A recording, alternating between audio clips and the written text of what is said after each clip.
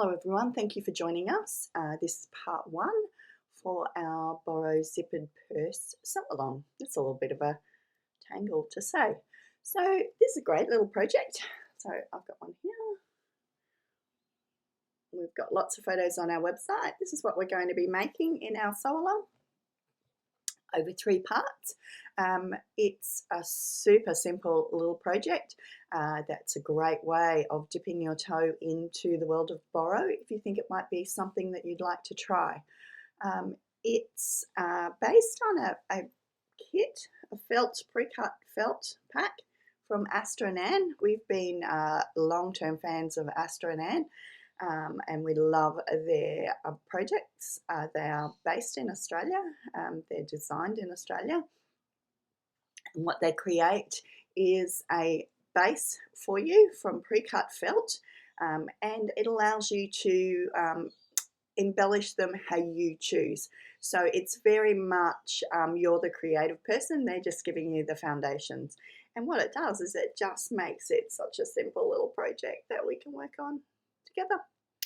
So I'm going to dive right in and get started with it. Information about purchasing the kit will be in the description below. Don't forget to like and subscribe our YouTube channel to make sure that you get all 3 parts of our cute little project. And in case you're not into indigos, we have also got, Maddie has done one in pinks and greens and creams, which is just gorgeous as well. So it's got the little pocket on the front. So without further ado, let's dive straight in and start stitching.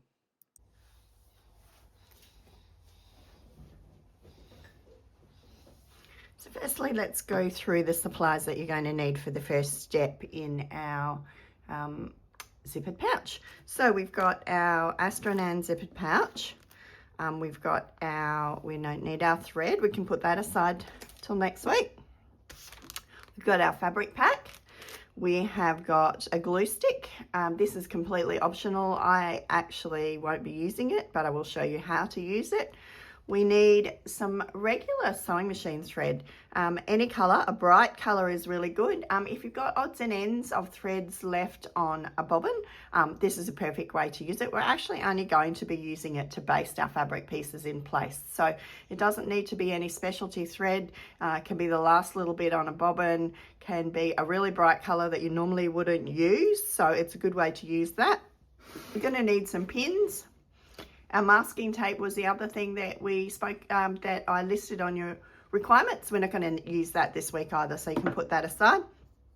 And you're going to need some scissors, and then you do have a needle in your Aster Anne kit, but I've also got one here as well. So that's all we're going to need. So I'm going to put that aside, put my thread aside, and start opening up our pack.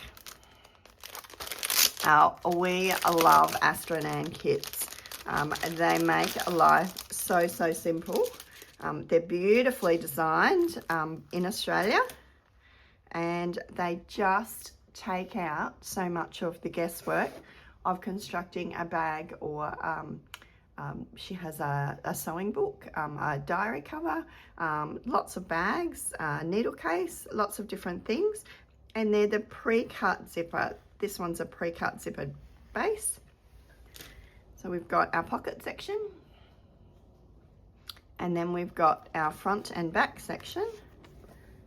And put the instructions aside. We've got our front and back sections with our zipper already stitched in the center. So if any of you have a fear of zippers, this is the way to go.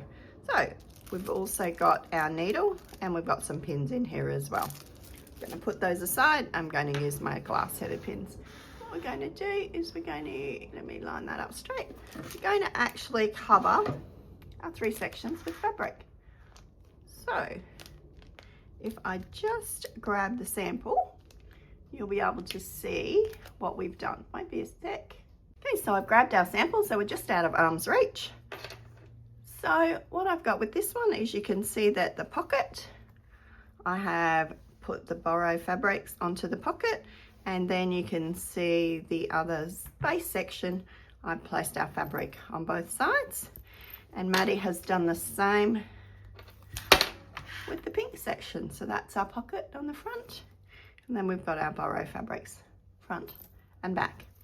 So essentially, Boro is born of demand. So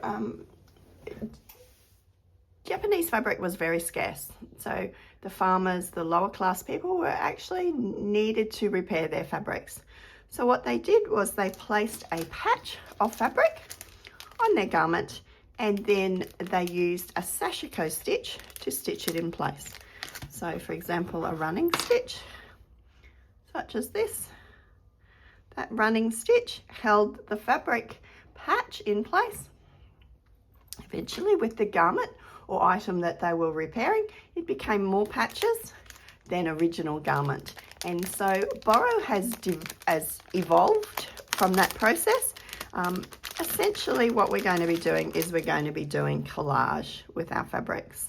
So don't think about it too much and don't stress over it. There is no wrong. We are doing a collage with fabric. So what I have is I like to start with a few larger pieces of fabric. I like to go through and I'd like to pick out a couple of fabrics that I particularly like, that I would like to be a little bit more obvious in my fabric. So for example, I like this red rust colored fabric. You can see I've got that here as well. Now the other thing that you'll notice is that I've taken my fabrics just up to that stitching line on our zippered pouch. So just where the zip is stitched in place, I've taken my fabrics only up to that point. I haven't let them hang over that because I don't want the threads to catch into the zipper when we're opening and closing the zipper. Now the other thing that you need to think about is that we're going to be popping this pocket on the outside. So you may want to use the fabrics that are least favorable for you are going to be hidden underneath the pocket section. So the pocket can go on either side. I prefer to put the pocket actually on this right hand side, so that when it's folded up, I have my zipper pull on the left and my pocket on the front. But it's purely up to you. There is no right or wrong. If you decide that you'd like to stitch your pocket on the other side, once it's all finished, that's fine too. It's not a problem at all. Okay, so I'm actually going to place this on this side here. And again, this is another one of my favorite fabrics. So I'm going to place it so that we're going to see a lot of this fabric. And again, I'm going to actually just place that piece so that the edges of the fabric are lining up with the edges of our zippered pouch there. Okay, now we are just going to continue to place fabrics onto our background. We've got some scissors, we can cut them, we can trim them. What we're looking to do is we're looking to not have, we want an asymmetrical finish. So you can see our edges here are not lined up. So these pieces actually don't line up with each other. So we're wanting unusual shaped pieces. Now I tend to stick to rectangles and squares. I like to fray the edges. So when you start using irregular shapes, what you find is that they don't fray as well, and it doesn't give you that worn in kind of look. So I'm going to pop that one there. This is not as much of a favorite fabric for me. This red, I do like it, but I prefer the darker shades. I'm going to just trim a little bit here. I'll pop that there. Now we want our fabrics to overlap by at least 1 centimetre. A little bit more is fine. So you can see that's probably a little bit shorter than I should have had it. What I'll do is I'll slide that over. I'll just slide it there. That will be okay. It's close to 1 centimetre. The mustard, I think, will look fantastic on the pocket section. I'm going to place that there. Got all my little offcuts of fabric here, just on the end. I'm going to work through my fabrics, placing them where I feel that they look great. Now all we're doing is placing them at this point. So at any time you can change or move them. I'm going to just make this a slightly smaller square. Now there is no wrong. Okay, so you don't even need to cover the complete base of the grey felt. So for this one, I'm actually not going to cover all of the grey felt. I'm going to leave some little gaps. So you can see I've got a little gap in here. Let's go with some red. A trim. Now this one is what I would call a directional fabric. And so for me, if I'm going to have it placed on my fabric, I like to have it in the correct orientation. So when the bag is folded up, such as this, that's the orientation of the fabric. So I like to have it that way. I personally wouldn't want to place it on my bag that way. It's not wrong, just the way that I like to have it. It's my bag, so I can do it the way that I want. Okay, so let's add some stripes. I'm going to cut this one down the middle. And I love stripes, so let's pop that one there. And let's go with our stripes here. Slide this one out to the end. Let's pop this one aside. We've got a beautiful plain cream there. Oh, we've got a lovely red. Let's see what else we've got through here. Oh, let's put a little bit of blue, lighter blue on here. I'm going to make this just a slightly smaller square.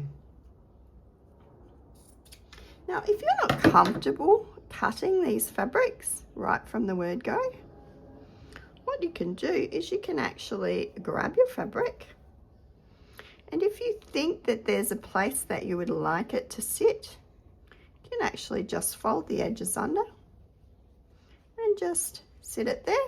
If it's moving a little bit, just stab it with the pin for the moment. And then once you've finished rearranging your fabrics, what you can do is you can then come back and trim these pieces to size if you're not happy with them. So for example, I might pop this one here as well. If you're not happy with the sizes, you can actually come back and unfold them and reuse them somewhere else, or you can edit your placement. So just continue placing your fabrics, folding them, popping them in place until you're happy with the arrangement of your fabric. So I'm going to go ahead and do that and come back and show you some little tips after I've placed all my fabrics. Okay, so I've had a little play around with my fabric pieces, cut them to size, place them where I think I would like them.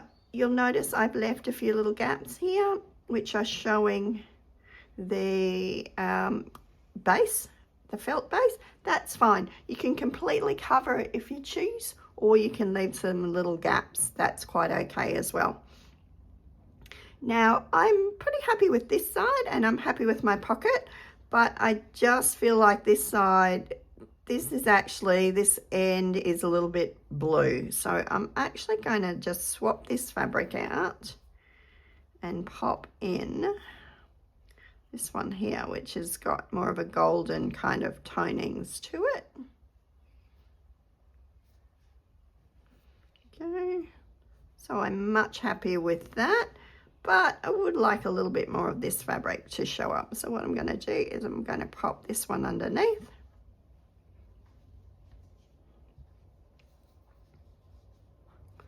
Okay, move this one over.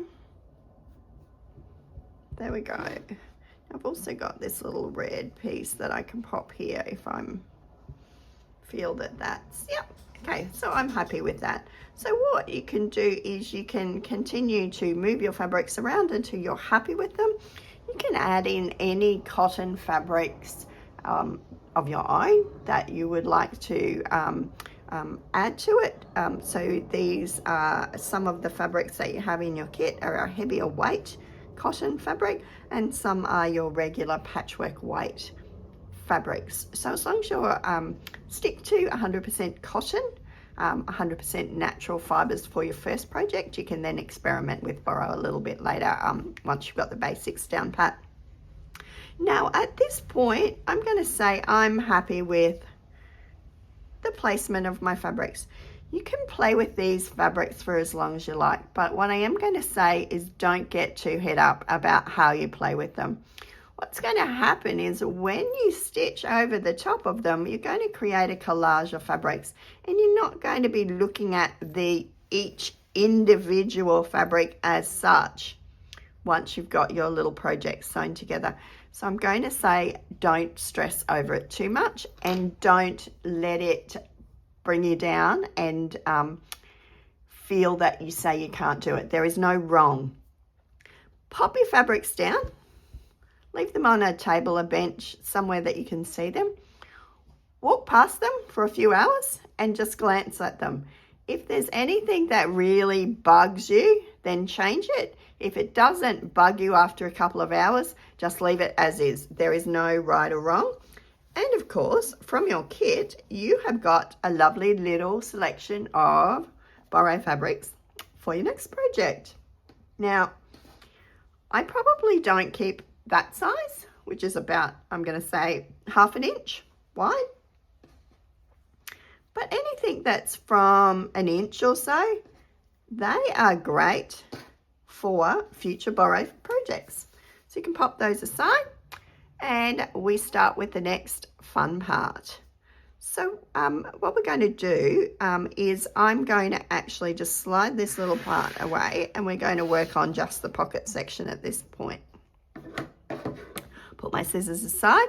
Now this is where you can use your glue stick if you choose to, but I prefer not to. A glue stick can be very difficult to stitch through, and we want to make the stitching process as easy as possible. We're only working on a small project, so I find it sufficient to pin. But if you are going to, you are concerned about your fabric pieces moving, what you can do is you can actually just place just a little tiny dot of glue. Okay, that's all you need in place. And pop that in place to hold it in place. Now, I can assure you, if you use a big swipe of glue, you're going to have a hard, firm spot on your bag, and it's going to be really hard to stitch. So be very extra sparing with your glue pen if you need to use it. Otherwise, let's just use some pins. So what I'm going to do is I'm going to just pop a couple of pins in each of my fabric pieces just to hold them in place. And we're actually going to thread base this project.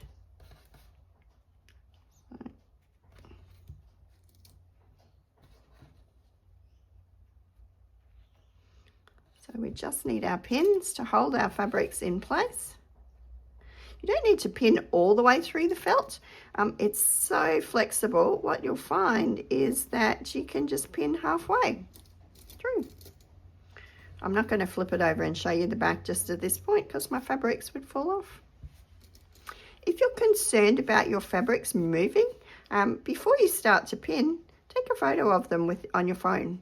And then if you do lose your place or some of your fabric pieces move, you can refer back to that photograph on your phone.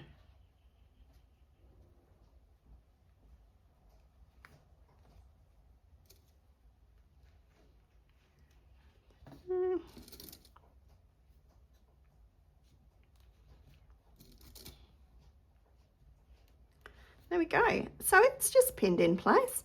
So what I'm going to do is I'm going to go ahead and I'm going to pin our front and back sections as well so that I don't lose any more of my pieces before we move on to the next step, which is the thread basting. Okay, so I've got my sections pinned in place, and the next step we're going to do is we're going to thread baste our fabric to the base section so that we can remove all our pins, just so we don't stab ourselves, and it makes it a completely portable project. So what I've got is I've got a hand sewing needle and I've got some of my sewing machine thread. So this can be an empty bobbin, a bright coloured thread, whatever you choose. You do have a needle in your pack from Aster Anne, so you can use that. Or I just had a sewing machine needle. I had a Sashiko needle, so I'm actually just using that. So I am going to just start close to the edge and close to the bottom. I'm not going through all the way through my felt, leaving a tail, and I'm just going to do a back stitch. And I'm going to baste my fabric to the felt, moving the pins as I go. Going to just do a row of running stitch, just grabbing the fabric and a little bit of the felt. I'm caught on this piece. Let me push that off to the side. And my stitches, I'm going to say they're about 1 centimetre long. So a bit more than 1/4 inch, a bit less than half. Now, it's okay if there's a little knot in your thread. I've got a little tangle in my thread there. This is just a basting, so I'm not particularly worried about it. It's just a little twist, I think. So I shall just, there we go. I'm going to just continue basting across. Now the distance apart for your basting stitches is going to be relative to the sizes of pieces of fabric that you've used. If you're doing a large project and you're using 4 or 5 inch pieces of fabric, then obviously your basting stitches don't need to be as close together as mine, where I've got quite small pieces of fabric. If you've got even smaller pieces of fabric, your basting stitches are going to even need to be closer. What I would say with your fabric pieces is when you're first starting, don't use anything less than around about 1.5 inches to 2 inches square. It just becomes a little bit difficult for you to manage and becomes a little bit overwhelming. It's got to the end of my row of stitching. I'm just going to do a back stitch there. Now you can just continue up and go backwards and forwards, but I actually like to baste in the one direction because I find that I just get myself all tangled in a knot if I go backwards and forwards, but it's a personal choice. We're just holding our fabrics in place. So I'm going to continue basting these.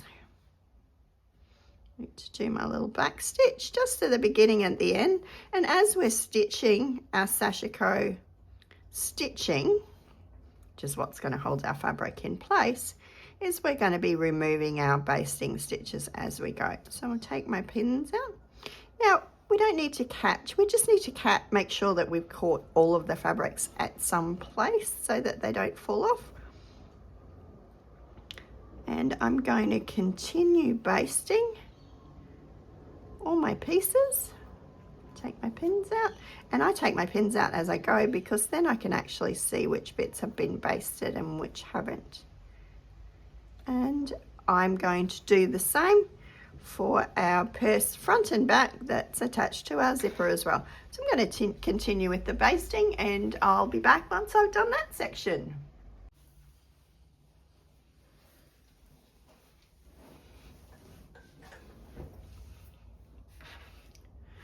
So we've just got one more section left, or one more process left to do before we start our stitching. So one more process left for this part of the video. What you'll notice at the moment is that your fabric pieces placed on your fabric look really harsh. So there's really defined edges where the pieces overlap. And when you look at our finished project, what you have is your edges are much more softened and they tend to blend into each other. Now, the easiest way for that to happen is to simply fray our edges. Now, we are using raw edges, so they will fray automatically, but what we're doing is we're just speeding up the process a little bit. Now you can skip this step if you prefer to not fray your edges. Just be a little bit aware of the fact that we are using raw edges, so over time your fabrics are going to fray. So the easiest way I find is we're just going to fray the edges of the fabrics that are on the top. So we can start, I'm going to put this one aside. Let's start here and work with our piece that's on the top. So I'm just going to grab a pin and grab a thread, pull it away, grab the next thread. Now I like to fray, I don't like to fray a huge amount. I like to fray around about 2 or 3 millimeters, up to 1/8 of an inch. Now we have got the side to fray. Now if it's got lots of basting over the top, you're going to find that it's a little bit harder to fray some areas. So you may prefer to use a pair of tweezers for this if you'd like to. You can just grab the threads and pull them out. Okay, just work my way around this piece. Okay, there's a few came off all at once. Just going to pull these threads out.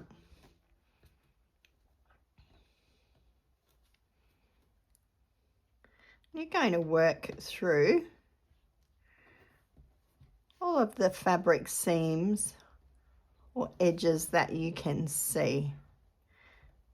So traditionally Boro is done with a raw edge, and over time what happened was the edges of the fabric would fray. But what we're doing is we're actually just helping this happen a little earlier. And so I'd fray that.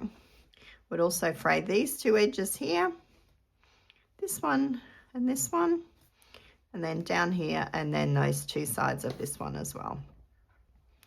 Let's do this one. Now, if for example you'd like to fray this edge here, but you don't want to fray all the way up, what you can do is you can actually just lift your fabric up, and you can just put a little clip in here, and I have lost my scissors, so here we go. Where is this? So this is hidden underneath the other fabric. I'm just going to put a little clip in that fabric so you can see if I fold that over. And then what I can do is when I do my fraying, what's going to happen is it's only the little bit of fabric that's actually visible that's fraying. The fabric that's actually tucked underneath here isn't going to fray, and I don't have to try and struggle and pull out those longer threads that are caught up underneath that piece of fabric. That's just a personal choice. You can pull all the threads all the way through if you choose to. Okay, and when I pop that down there, you can see, you can't see that it's just that little area that's been, or just that short section that's been frayed rather than the whole piece. I need to pay a little bit more attention to where I'm putting my threads, not on my pin cushion. A little pile here on the table. I love doing this process. It's very calming.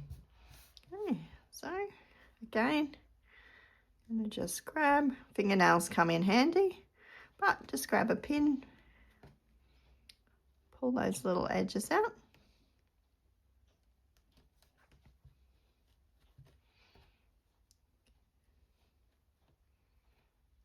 Just pull those threads.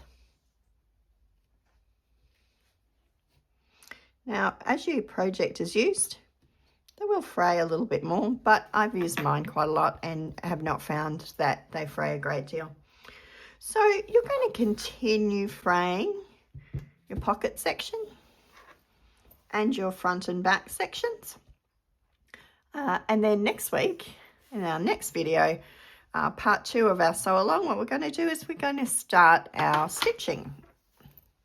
So we're going to start our stitching. So enjoy that. Make sure you subscribe to our channel so that you can keep up with all our videos. And if you have any questions, pop them in the comments below and I will check and get a response for you.